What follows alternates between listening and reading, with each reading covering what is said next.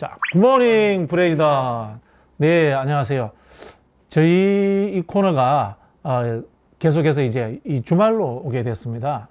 주말로 왔기 때문에 내용을 좀 변경을 할까 하는데요. 한 주간에 있었던 가장 핵심적인 이슈를 총정리하는 시간으로 앞으로 이렇게 진행을 지속적으로 해볼 생각입니다. 그래서 이번 주에는 뭘 할까 고민을 했는데, 이나 씨 보시기에는 이번 주에 무슨 이슈가 가장 큰 이슈였죠? 지난주에 이어서 더 커진, 더 커진. 이슈죠. 네. 고발 사주. 고발 사주. 네. 사주? 마시는 주스. 고발 사주. 고발사라는 뱀이 있는데 그 뱀을 넣은 술 같아요. 고발 사주. 아니죠. 네. 처음에는 청부고발이라고 그랬는데 그렇죠. 이게 조금 용어가 세다고 네. 고발사주로 바꾼 것 같아요. 그렇죠. 지금 약간 나 고발사주 쓰는 것 고발사주. 같아요. 더 큰 파이로는 이제 선거 개입까지 갔더라고요. 그 누구는 이렇게 이야기하더라고요. 윤석열 일당의 고발 사주 의혹. 일당, 윤석열 일당 이러니까 뭔가 굉장히 참 일당 일파. 일파. 그렇죠. 네, 그렇습니다. 저희도 그렇게 따라가겠습니다. 윤석열 일당의 고발 사주 의혹 총정리. 총정리입니다. 네. 예. 이나 씨, 저기 윤석열 네. 총장의 기자회견 보셨나요? 어떻게 네, 보셨어요? 봤습니다. 느낌이? 이게 뭐야 이게? 이게 뭐야? 이게 대통령으로서 하는 사람이 맞나? 이게 뭐야? 설마 대통령 되겠어요? 그러니까요. 네. 그리고 저희가 거기서 딱 느꼈던 게, 제가 무섭습니까? 라고 하셨는데 전혀 무섭지 않습니다. 나라가 망할까봐 무서운 거지 그분이 무서운 게 아닙니다. 제발. 그래서 말할수록 파장이 커지고 있다. 결론적으로 보면 그렇게 볼 수 있을 것 같아요. 아니, 여당에서는 굉장히 건방지고 그러니까. 국민을 윽박지르는 기자회견이었다 이렇게 이야기를 하던데, 맹탕이었어요, 맹탕. 맹탕. 네. 문제의 이제 핵심을 하나 짚어보죠. 뭐예요? 괴문서라 그러는데 음. 이걸 괴문서라고 이야기하는 그 심리적 저변에는 밝혀진 게 없다, 뭐 작성자가 없다, 뭐 이런 게, 문건은 분명히 존재하는데도 불구하고 왜 괴문서라고 할까? 이 문제에 대해서 한번 생각을 먼저 해봐야 될 것 같아요. 아니, 그러니까 지금 문건의 실체에 대해서는 거의 언론에서 인정해가는 분위기지 않습니까? 그런데 괴, 발음이 좀 안 좋으면 개로도 들릴 수 있습니다. 그 중간 단위로 제가 발음하겠습니다. 괴문서를 왜 괴문서라고 했을까요? 그러니까 이제 윤석열 주장은 이것이 이제 뒤에 연결되는 정치 공작하고 연결하려고 하는 것 같은데, 그러니까 이제 작성 주체가 없다. 네. 그 다음에 이제 작성해서 전달한 주체도 불분명하다. 네. 그리고 이제 흔히 뭐 그 이야기, 그 본인이 한 이야기로는 뭐 잘 알아주지도 않는 인터넷 언론에 떠든 거 아니냐, 뭐 이런 걸로 해서 이제 이걸 어쨌든 폄하하기 위해서 괴문서라는 용어를 쓰는 것 같아요. 근데 작성 주체로 본인과 그 측근들이 지금 의심받고 있는 상황이잖아요. 그렇죠. 예. 예. 그럼 거기에 대해서 해명을 해야죠. 그렇죠. 그 해명은 일체 없이 그렇게 했기 때문에 그렇게 규정하고 있는 것이 그야말로 뭐 이걸 정치 공작으로 몰아가기 위한 첫 번째 규정 같은데, 그거에 대해서 국민들이 동의할까 이렇게 싶어요. 그러니까 전달자가 나왔습니다. 전달자가, 당의 전달자가 나왔어요. 새로운 인물의 등장인데요. 정점식 의원이 내가 전달자다, 당의 전달자다라고 얘기를 했습니다. 이분의 내용을 좀 들어가 보면 이제 그럼 고발장 파일이 초안. 있었다는 것은 사실이에요. 그럼요. 그리고 이제 초안 전달 경로가 나오는데요. 실제 고발장은 이제 당 법률 자문이었던 조상규 변호사가 그렇죠. 이제 작성을 했고, 이 변호사는 어디서 이 자료를 받았느냐? 미래통합당 당무감사실에서 초안을 받아서 작성을 한 거다. 그럼 이 자료를 당무감사실 누가 주었느냐? 방금 말씀드렸던 정점식, 검찰 출신의 정치인 정점식 의원이 전달을 했다. 근데 정정식 의원도 자기가 의원실에서 작성한 것은 아니고 아니다. 받았다고 이야기를 했지 않습니까? 네, 보좌관이 받아서 기억이 나지 않고, 네. 나도 기억나지 않고 보좌관도 기억나지 않는다. 네. 라고 내용이 그 됐습니다. 당에는 왜 그렇게 기억력이 안 좋은 사람들이 그러니까 많아요? 그럼 이렇게 종합적으로 보면 김웅 의원님도 그렇고 정정식 의원님도 그렇고, 아까 하셨던 그 괴문서로, 이렇게 중요한 사안을 괴문서로 고발할 정도의 괴문서를 검토 하나 없이 진행했다라고 볼 수도 있을 것 같아요. 저는 우리 옆집 개가 물어다 준 문서도 작년거도 다 기억합니다. 참 이상하네. 그러니까 예. 이게 지능범죄자들의 이제 특징인데, 네. 이제 소위 말하면 법률적인 이런 그 난간을 돌파하기 위해서 제일 좋은 게 이제 기억나지 않는 거니까 기억이었다. 그 이야기 하는데 이게 뭐 실체는 거의 드러나 있는 상태인데 최종적인 이제 과학 수사가 들어가면 다 나온다고 봐요. 근데 본인들이 이제 피해가기 위해서 하는 건데 이게 복사 붙이기를 한 게 다 드러났는데 왜 안 나오겠어요. 그러니까 그러니까요. 지금 뭐 이게 그 뭐죠 장제원 의원이 이 고발장 문제를 가지고 세게 공격을 했잖아요. 네. 그 김웅 의원이 썼다 안 썼다 뭐 이런 이야기를 세게 했는데 결국은 정점식 의원이 나오는 바람에 이 사람이 이제 경남 통영 국회의원인데 보궐로 됐죠. 근데 이 양반이 바로 그 윤석열하고 아주 가까운 사이고 그 이야기를 했어요. 장제원 의원이 왜 친하지도 않은 김웅 의원에게 그 문건을 갖다 주겠나. 제일 친한 점정식 의원한테 갖다 준다면 이게 나와가지고 장제원이 결국에 그러니까 장제원이 그 소리 빵빵 쳤는데 결국 정점식한테 강까지 확인된 거죠. 너무 슬프네요. 자, 그럼 우리가 총정리를 한번 해보죠. 자, 1차적으로 누가 썼는가라는 의혹부터 시작을 해보겠습니다. 자, 누가 썼을 것 같아요? 묵비권 행사도 되나요? 기억이 안 난다고. 기억이 안 나요. 기억이 누가 안 썼는지 저도 기억이 나지 않습니다. 기억은 안 남는데 기록은 남아있을 것 같아요. 어떻습니까? 검찰발이라고 이게 합리적 추론을 할 수 있고 이 검찰발에서 우리가 이제 그 기록에 나와 있는 그 손준성이 직접 작성했을 가능성도 있고 아니면 그의 뭐 부하가 작성했을 가능성도 있죠. 자, 그걸 이제 네. 확인하기 위한 증거는 어떻게 찾아야 될까요? 오늘 뭐 압수수색에 들어갔다니까 네. 그 이제 검찰 PC 확보하고 손준성 핸드폰 확보하고 근데 오늘 확보했는지 여부는 몰라도 이제 압수수색을 또 손준성도 그 애플 폰 쓰고 또 걸어놓은 거 아니에요? 그래서 할 가능성이 많죠. 왜 그러냐면 이 양반이 기자하고 인터뷰를 하면서 나는 절대 작성자가 아니다라고 공언을 했거든. 그건 뭐냐면 그걸 전달자일 수는 있겠는데 방어할 수 있다라고 이야기할 수 있는 거고. 그러면 거기에서 이제 문제는 이 고발장의 그 수혜자가 3명이잖아요. 네. 그러니까 이제 윤석열의 부인 김건희 그리고 한동훈. 이 3명의 수혜자니까 이 3명의 수혜자 중에 한 명일 수도 있고 이 사람들과 공모 관계일 수도 있고 이 사람들과의 어떤 이런 암묵적 지시의 관계에 있는 이게 뭐 그 밑에 측근이 있는 손준성 또는 손준성 밑에 있는 어느 일정의 검사. 이 윤석열 씨가 손준성은 내 라인이 아니다. 추미애 라인이다. 이런 이야기를 하는데 그건 얼토당토 않은 게요. 윤석열이 징계위원회 회부됐을 때 가장 큰 이 주제였던 판사 사찰 의혹 문건을 총지휘한 게 손준성 씨입니다. 그렇죠. 뗄래야 뗄 수 없는 뭐 그런 관계고요. 이번에도 추미애 장관의 정언에 의하면 네. 이 사람을 그 발령을 시키려고 그랬다는 거 아닙니까? 그렇죠. 다른 데 보내려고. 기획관에서 정보관으로 이게 직급이 하나 낮아졌는데도 그래서 다른 데 옮기려고 그랬더니 꼭 왜 내 사람 자르려 그러냐. 네, 그러면서 그렇죠. 그 사람 유임해라고 했는데 지금은 무슨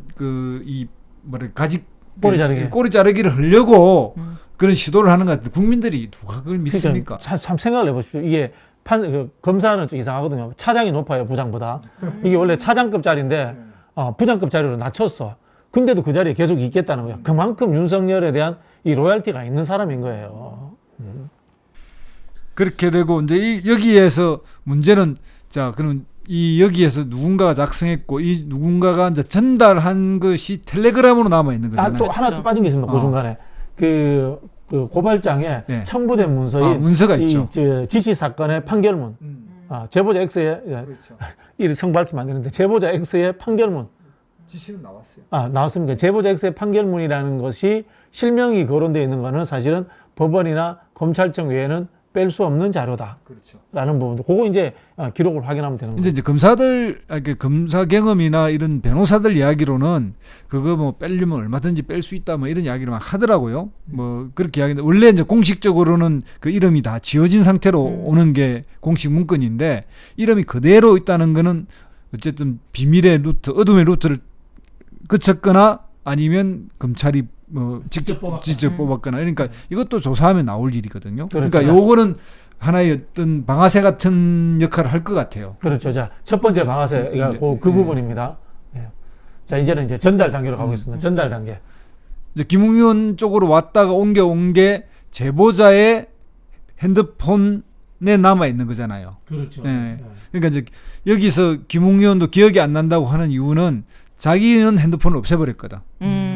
그러니까 이게 제보자의 핸드폰은 김웅현으로부터 온 것, 그리고 김웅현이 거쳐 전달자인 손준성이란 이름, 이건 확인이 가능한데 그렇죠. 이제 손준성 핸드폰도 만약에 열 수 없고 김웅도 열 수 없으면 그냥 합리적 추론으로 재판에서는 나올 수 있지만 딱 그 정확하게 이제 뭐랄까요, 딱 당사자, 법적인 당사자는 그걸로는 확정할 수는 없는데 정황상으로는 그렇게. 이 두 번째 그러면은 이 스모킹 거는 그거네요. 전달자가 손준성 또는 현직 검사인가? 라는 부분이에요. 그죠? 그렇죠. 예. 그래야지 이게 사실은 이 현직 검찰의 이 민주주의 위배, 국기문란 사건이 되는 거네요. 그죠? 그렇죠. 예. 두 번째는, 첫 번째는 아까 이야기했듯이 이 판결문을 빼낸 로그인 기록. 두 번째는 현직 검사가 전달했는가? 라는 부분이다. 자, 그럼 이제 이 전달이 되었습니다. 제보자가 이제 문제인데 예, 제보자 부분은 지금 이제 언론에 의하면 한 3사람 정도가 떠오르고 있고. 제보자가 죄인은 아니죠. 그렇죠. 예. 제보자 그런데 공익신고자로 그렇죠. 인정이 됐다고 예, 예. 합니다. 그렇죠. 예. 공익 제보자로 이제 대검에 예. 핸드폰까지 제출했다 그러고 여기에 이제 인터뷰를 한 사람이 2사람이 있어요. 예. 한 사람은 이제 조성은 씨고 예. 또 한 사람은 또 다른 제보자라고 이야기되는 강모 변호사예요. 네. 강모 변호사도 자기는 제보자 아니다 이렇게 부인했고 공식적으로 인터뷰를 그러니까 페이스북에 글을 올렸죠. 조성은 씨도 본인은 아니다 이렇게 이야기를 했어요. 저는 뭐 추정되는 사람 누군지 알고 있습니다. 근데 이 조성은 씨가 근데 제보자는 아니라고 이야기하면서 밝힌 내용 중에 제보자 신원하고 비슷한 건 몇 개 있어요. 어느 캠프에도 합류돼 있지 않다. 어느 캠프하고 친하긴 하죠. 좀 황당한 캠프하고. 아니 그런데 본인은 아니라고 이야기하니까. 본인은 아니라고 이야기하니까. 조성은 씨는 조성은 씨 말고 제가 이야기하는 거. 제보자는 예. 그래요. 어쨌든 이 제보자가 이렇게 3인 정도 떠오르는데 이 제보자일지라도 예를 들면 강 변호사든 조성은 씨든 다 제보자라는 것 자체는 공식적으로 부인하고 있어요. 중간 단계에 그분들이 있었을 수는 있는 거죠. 그렇죠. 전달에. 복수에. 네. 지금 이제 3인이라 그러니까 또 제3의 인물이 있을 수도 있고. 근데 이분들은 결국은 이 피의자는 아닙니다. 그죠? 그렇죠. 전달했다는 피의자는 아닌데 이 도착한 이제 국민의힘부터 이제 적용이 되네요. 그렇죠. 여기에서 이 국민의힘에서 이 최강욱 씨를 이 고발한 건이라든가 몇몇 이 소송의 건들의 내용이 애초에 검찰에서 만들어진 문건과 동일한 문건이다. 네. 동일한 또 첨부 자료를 네. 썼다. 이러면은 이게 이 국민의힘과 검찰의 이 공모가 그렇죠. 관계가 이제 밝혀지는 거죠. 동일한 자료라고 하는 증거가 몇 개 있죠. 네. 하나는 이제 그렇습니다. 복사 붙이기 해서 거의 같다는 점. 예. 그다음에 틀린 주민등록번호까지도 생년월일 맞습니다. 또 그 같았다. 최강욱 네. 대표의 틀린 것까지 똑같았다. 틀린 것까지 같다. 그러니까 주로 우리가 저 컨닝을 잡아낼 때 큰일도 잘해야 돼. 예, 컨닝에 틀린 것까지 같이 쓰면은 그 100% 틀. 우리 옛날에 그런 농담했지 않습니까? 그렇죠. 그 우리 이순자 여사가 그 로댕을 오뎅으로 바꿔 적었다고. 그렇죠. 네, 딱 그런 케이스네요. 예, 네. 처음엔 그래도 누가 바꿔 적는데 똑같이 넣으면 안 되니까 어묵 이렇게 썼다고. 그러니까 로댕이 오뎅에서 어묵까지 갔다는 이런 이야기가 있죠. 덴뿌라도 있습니다. 맞아. 덴뿌라는 사실은 튀김을 튀김이죠. 동사인데 덴뿌라라는 모양이던데 예. 그걸 우리 어릴 때는 그 경상도에서는 오뎅을 덴뿌라 오뎅 맞아요. 이겨서 먹었으니까. 덴뿌라라고 하기도 했거든요. 참 세월이 녹아나는 토크였습니다. 자, 그러면은 지금 이준석 대표의 태도도 애매하죠. 네, 그렇습니다. 그 일단 뭐 당무감사 했다는 이야기는 그냥 꽝 됐고 네. 두 번째 이제 지금 뭐 조사위원회 꾸려서 뭐 하겠다는 것도 또 한 발 늦었고 오늘 지금 압수수색이 들어가지고 김웅현 씨 압수수색이 지나치다고 김기현 원내대표하고 이준석 대표 그다음에 뭐 저 대변인 이런 사람이 몰려가가지고 항의를 해서 압수수색이 12시에 이제 중단됐다는 게 중단돼 있다고요. 김웅현이 없는 상태에서 압수됐는데 이제 김웅현이 본인이 와서 하겠다는 바람에 이제 오늘 전화는 연결이 안 되는데 온다는 이야기를 듣고 지금 중단하고 있는 택시를 상태인데. 타고 의회에 도착했다고 합니다. 아, 오는 길에 네, 어, 라디오 들으니까. 아, 그래요? 김문도 난처하겠다. 그러니까요. 근데 이 김기현 이 저기 뭐 원내대표의 말이 정말 재밌는 게 기습 남침하듯이. 그다음에 두 번째 울산 선거개혁과 같이 똑같은 정치 공작으로 이렇게 용을 쓰는데 점점 수렁으로 들어가는 것 같아요. 자기들 스스로 무덤을 파고 있는 것 같고. 우리 그런 이야기 하죠. 오늘 아침에 저기 뭐야 유수공장 들었더니 우리 박진영 나온 유수공장에서 거기 나왔던 국민의힘, 네, 그 네. 국민의당 네. 두 분은 왜 이거 빨리 수색 안 하, 조사 안 하냐고, 조사 안 하냐고 방방방 뜨는데 여기는 왜 이렇게 빨리 수사하냐? 이거는 그러니까요. 업무다, 정부 개입이다 이렇게 정강석하다. 이렇게 이야기하는데 어떻게 생각해요? 그 두 분은 이제 이야기를 할 수가 거의 대화가 안 되는 분이기 때문에. 예. 그 재미가 있었어요. 나는. 아, 들으면서 힘듭니다. 저도 이제 웬만하면 사람들하고 이제 맞상대해서 이야기를 하는데 두 분들 이야기하면 그냥 웃고 넘어갈 수밖에 없어요. 너무 기가 차가지고 예, 보편적 상식이 없으셔가지고 특히 한 분은 힘듭니다. 제가. 예. 그러니까 예를 들면 이건 어떻게 생각해요? 공익 제보자의 신분을 밝히라고 윤석열 그 후보가 검찰총장답지 않게 공격을 했잖아요. 공익 메신저라. 제보자는 이름을 밝히지 않고 보호해주라고 공익 제보. 그리고 그럼요. 그건 당연히 제도, 인권 제도 보호에 아니에요. 가장 앞장서야 될 검찰총장 그럼요. 출신이 그걸 강하게 공격하면서 제보자의 불안정한 신분, 뭐 여의도권에 다 아는 사람, 그 뭐 여러분 이렇게 허접한 뭐 이런 식 용어를 써가면서 이렇게 이야기하는데 실제로 이 제보자의 그런 처지가 있든 어쩌든 그것에 대해서 어떻게 봐야 돼요? 인권 침해죠.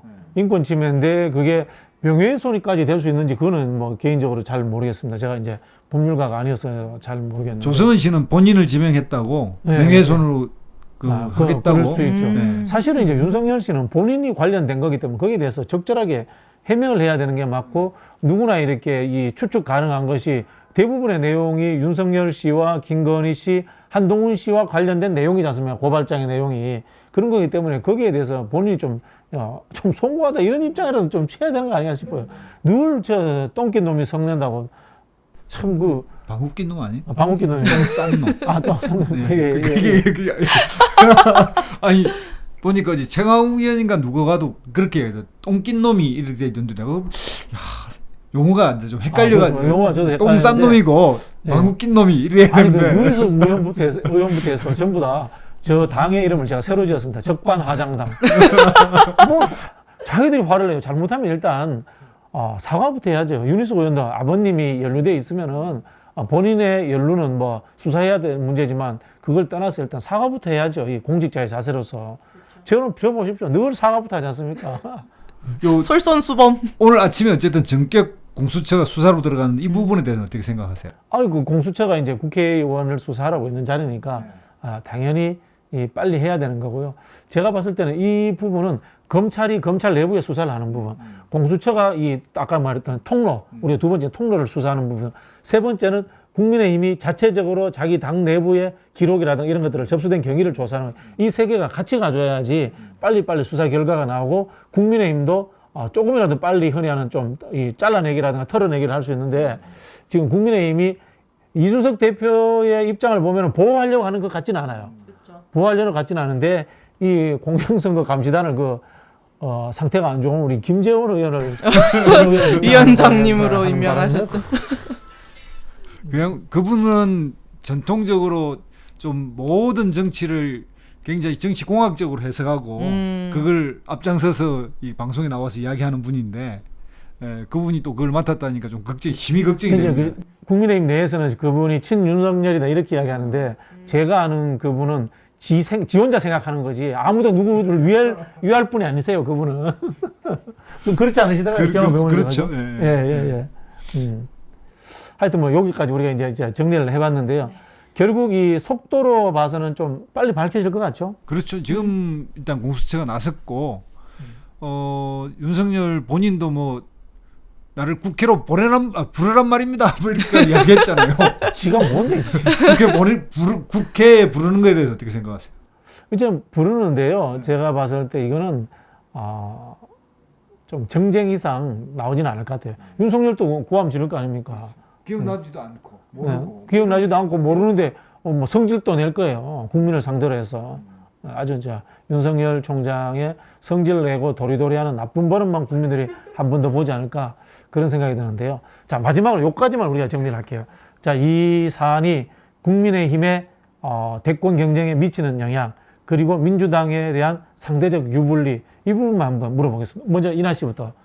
이게 국민의힘한테는 누구한테 이득이 되고 누구한테 불리해질까요? 불리는 뭐 윤석열 후보가 불리해지고 이득은 돌돌홍. 돌돌홍님께서 좀 건승하지 않으실까? 그러면은 윤석열 지지도가 떨어지는 게 민주당에 유리할까요? 그렇다고 보긴 어려울 것 같아요. 큰 영향은 없을 것 같습니다, 사실. 네. 그렇습니다. 우리 저기 장자방 선생님은 저도 뭐 이렇게 되면 무야홍이라고 하는 말이 현실화되는 거 아닌가 이런 생각이 들고 실제 그 후보 리스크 부분에 대해서 국민의힘 지지자들이 지금 현재까지는 윤석열에 좀 쏠려 있지만 그 쏠려 있는 지지도도 빠질 가능성이 높다 이렇게 생각이 들고요. 지금 여권 후보 경선에서는 뭐 이 자체가 특별히 영향을 주지는 여권 후보의 누구에게 영향을 좀 주지는 않을 것 같은데 장기적으로 보면 저는 윤석열보다 이 무야홍이 오히려 더 세죠. 그럼요. 본선 경쟁이 여권 입장에서는 좀 세지 않나. 그렇죠. 뭐 저도 그런 생각이 드는 게 우리가 윤석열을 비판하는 것은 이 대선에서의 유불리 문제가 아니고 우리 문재인 정부가 중점적으로 추진했던 이 권력기관의 개혁에 저항했다. 또 검찰 쿠데타를 일으켜서 국기문란 사건을 주도하려고 했던 세력에 대한 단죄다. 저는 뭐 좀 그렇게 받아들였으면 좋겠다라는 생각이 들고요. 하나 우려되는 부분이 있어요. 윤석열이 문재인 정부의 검찰총장을 했기 때문에 본인이 지지율이 하락하고 무너지는 상황이 오면은 자폭할 수도 있지 않을까 하는 우려는 좀 있습니다. 자폭을 하면서 데미지를 준다. 데미지 이제 여러 군데 터뜨릴 수 있는 이 가능성은 저는 있지 않을까 생각을 하는데 그게 이 황희석 열린민주당 최고위원이 뭐 발언한 내용들을 보면은 여권에도 윤석열과 가까웠던 사람이 있다. 뭐 이런 이야기도 있거든요. 그래요. 그런데 이제 자폭하면서 이렇게 물귀신으로 물고 늘어지는 거는 뭐 국민들이 그거는 뭐 좀 다르게 해석하지 추합니다. 않을까. 그렇게 해석하지 않을까 싶고 오히려 이제 국민의힘 입장에서 가장 곤욕스러운 거는 11월 9일 날 윤 후보는 뽑았고 지지율은 계속 내려가고 뭐 이런 상황이 오면 이제 더 곤욕스럽지 않을까. 그렇죠. 민주당 입장에서 윤나땡이죠, 윤나땡. 그렇죠. 후보 교체하기는 정말 어렵고 그렇죠. 지지율은 계속 차이 나고 이러면 뭐 어쨌든 뭐 정도로 가죠. 정도로 가죠. 저쪽에서 저쪽 국민의힘에서도 가장 괜찮은 후보가 되고 우리는 더 괜찮은 후보가 돼서 이긴다. 과반 이상을 득표해서 이긴다. 이게 저는 늘 기본 전략이다. 이렇게 생각을 합니다. 네. 자, 오늘 우리 한 주간에 있었던 이슈 중에서 윤석열 일당의 고발 사주 의혹 사건에 대해서 총정리를 했습니다. 자, 제대로 좀 우리 정리가 되셨죠? 다음 주에도 한 주간의 모든 이슈를 정리해서 주간 총정리라는 이름으로 여러분을 찾아뵙도록 하겠습니다. 자, 주말 잘 보내십시오. 안녕. 좋아요, 구독, 공유. 좋아요, 구독, 공유 부탁드립니다.